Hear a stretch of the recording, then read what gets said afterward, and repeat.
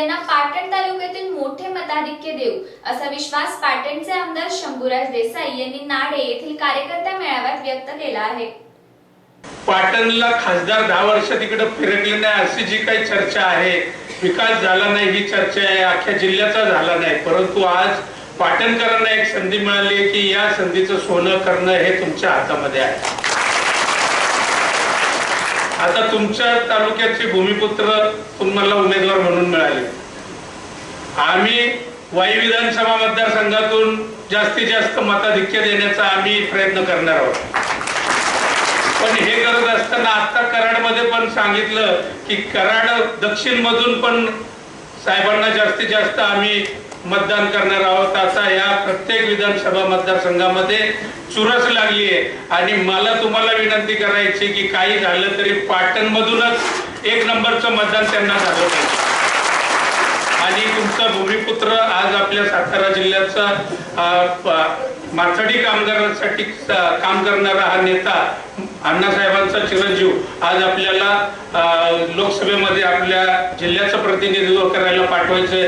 त्यांनी तळागाळात काम केलेले, त्यांना माहिती आहे समस्या काय आहेत आणि कशा सोडवायच्या। त्यामुळं आपण सगळ्यांनी एक दिलानी आमच्या इथं भरत पाटील बसलेत, सगळी मंडळी भाजपची, RPI सगळी मंडळी आहेत, परंतु सगळ्यांनी एक दिलानी आज त्यांना आपण युतीचा हा भगवा धनुष्यबाण हे चिन्ह लक्षात ठेवायचं आणि धनुष्यबाण घरोघरी पोहोचवायचं आणि त्यांना आपल्याला निवडून लोकसभेमध्ये पाठवायचं, हेच या ठिकाणी सगळ्यांना विनंती करतो आणि माझं मनोगत थांबवतो। जय हिंद, जय महाराष्ट्र। आज गावागावामध्ये आपले कार्यकर्ते आहेत, त्यामुळे इथं जमलेल्या माझ्या सगळ्या सहकारी कार्यकर्त्यांना विनंती आहे की आजपासून आपापल्या गावात, आपापल्या भागात, गावागावामध्ये या ठिकाणी आपण जायचंय।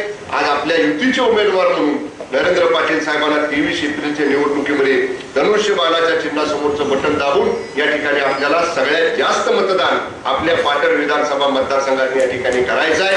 निश्चितपणे उमेदवारी अर्ज भरल्यानंतर निवडणुकीची जी पत्रकं असतील, हँडवेल असतील, आपलं मतपत्रिकेचा नमुना असेल, हे जे काही साहित्य निवडणुकीचं आहे, आमचे माननीय जिल्हा प्रमुख हे निश्चितपणाने त्या सगळ्याचं नियोजन करतील। आपल्या यंत्रणेमार्फत विभागामध्ये, गावागावामध्ये आपण ती निश्चितपणाने आपल्या प्रमुख पदाधिकाऱ्यांच्याकडे, कार्यकर्त्यांच्याकडे देऊ।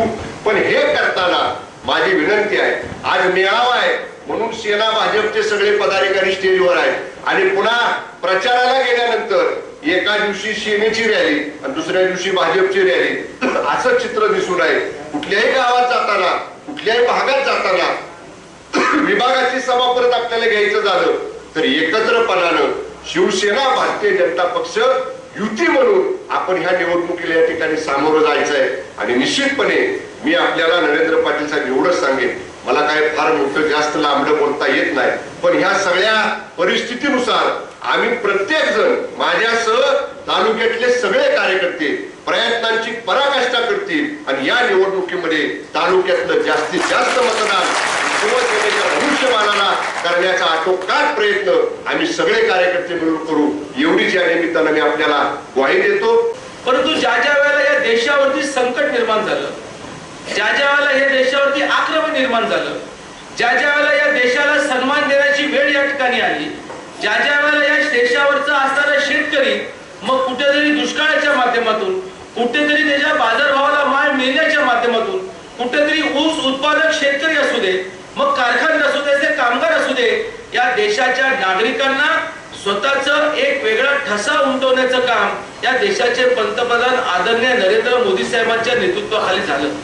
आणि राज्यामध्ये आम्ही या ठिकाणी वावरत असताना एक युतीचं राज्य म्हणून राज्याचे शिवसेनेचे प्रमुख आदरणीय उद्धवजी ठाकरे साहेब असतील, मग आमचे या ठिकाणचे असणारे मुख्यमंत्री आदरणीय देवेंद्रजी फडणवीस साहेब असतील, या दोघांनी या ज्या राज्यामध्ये एकत्रपणे वावरून ह्या असणाऱ्या वेगवेगळ्या प्रश्नाला हात घालण्याचं काम त्या ठिकाणी केलं। आणि खासदारकीचे निवडणुका या तालुका स्तरावरचे प्रश्न नाहीयेत, जिल्हा स्तरावरचा विकास महत्वाचा असतो आणि कशा प्रकारे विद्यमान खासदारांनी आपल्या तालुक्यामध्ये गेल्या 10 वर्षामध्ये कुठल्याही विकास कामाला हातभार लावला नाही हे आपल्या सर्वांना परिचय त्या ठिकाणी आहे। किंबहुना मला आश्चर्याचा धक्का झाला की आम्ही सातारमध्ये सहकाऱ्यांच्या बरोबर, काही मित्रांच्या बरोबर मिसळ खाल्ल्यापासून एवढी गास्ती घेतली की त्यांनी तालुके दौरे या ठिकाणी सुरू केले, ज्यांनी मागच्या 10 वर्षामध्ये निवडणूक जिंकल्यानंतर पण कधी कुठल्या तालुक्याला भेट दिली नाही, कधी कुठल्या नागरिकांचे प्रश्न समजून घेतले नाही.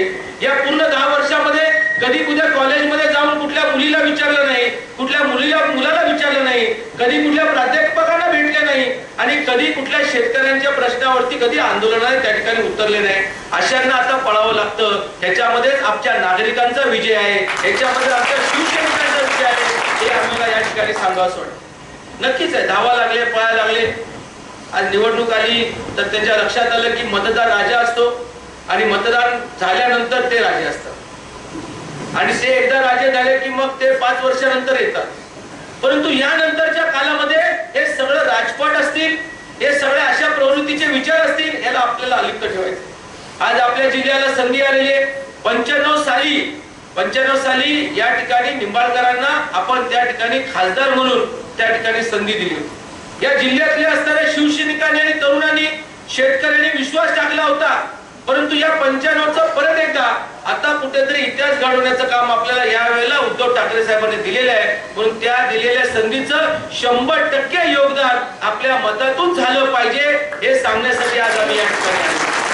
त्यामुळे जर ठोस निर्णय घेणार स्थिर सरकार आपल्याला हवं असेल आणि त्यासाठी खंबीर नेतृत्वाचे नरेंद्र जर दिल्लीत हवे असतील तर जिल्ह्यात सुद्धा आम्हाला नरेंद्रच निवडून द्यावे लागतील. ही सगळ्यात महत्वाची गोष्ट आहे. कारण पाटण तालुक्याच्या आपल्या सगळ्यांना विनंती आहे, येत्या 30 तारखेला आपण अर्ज भरतोय. सगळ्यात मोठ्या शक्तीनं आपण तिथं एकत्र यावं. 23 एप्रिलला निकालातनं आपण पाटणचाच खासदार होणार हे निश्चित करावं आणि 23 मेला त्याच्यावर शिक्कामोर्तब विजयाच्या निकाला होईल अशी अपेक्षा व्यक्त करतो. निश्चितपणे फक्त नरेंद्र पाटील एकटे नाही, पाटणचा प्रत्येक माणूस या निमित्तानं खासदार होईल हे आपल्याला सांगतो. आपल्याला त्यासाठी शुभेच्छा देतो आणि आपल्या सगळ्यांची रजा